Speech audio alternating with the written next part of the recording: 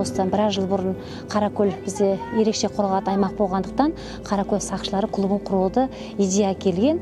Бірнеше жыл болды бұл клуб өз жұмысын атқаруда. Клубтың негізгі мақсаты өңірдегі экологиялық проблемалардың шешу жолдарын қарастыру, ерекше қорғалатын аймақ Қаракөлдегі құстардың мекен ету ортасына мониторинг жасау, көктемде, күзде, қыста, жазда құстарды бақылап, құстардың көбеюі немесе азаюы, азайса оған не себепкер жасады деген секілді мәселелерді шешу. Жақсы ғой, өте қолайлы.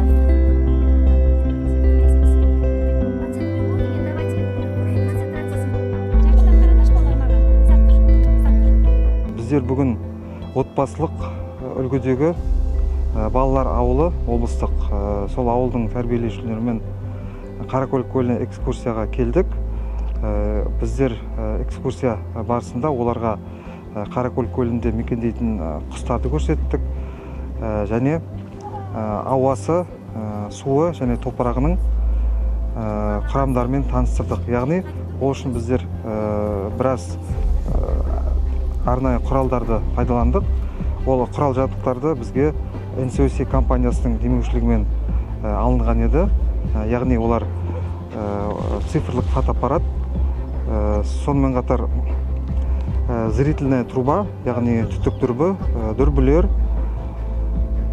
және олардың штативтері бар.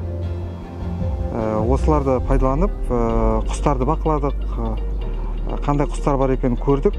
Сонымен қатар Паско сымсыз цифрлық лабораторияны пайдаланып, топырақтың, судың және ауаның құрамдарын зерттедік. Және осы жұмыстарға балалар ауылы тәрбиеленушілері қызығушылық білдіріп, Қаракөл сақшылары жасағына қосылуға өздерінің ниеттерін білдірді.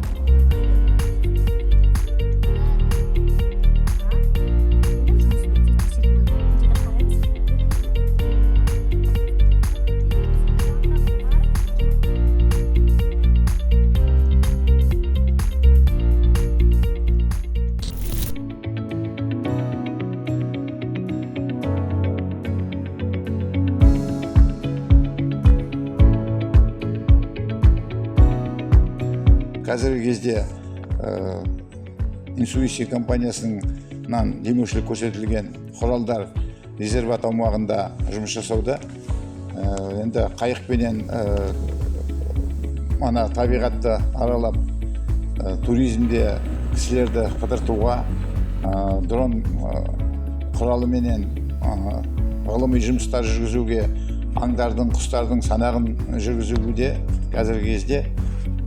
Енді рация өрт болған жағдайда связь бір-бірімен инспекторлер, қызметкерлер связь ұстап тұру үшін қазіргі кезде көп қолайлы жағдайлар туғызуда бізге.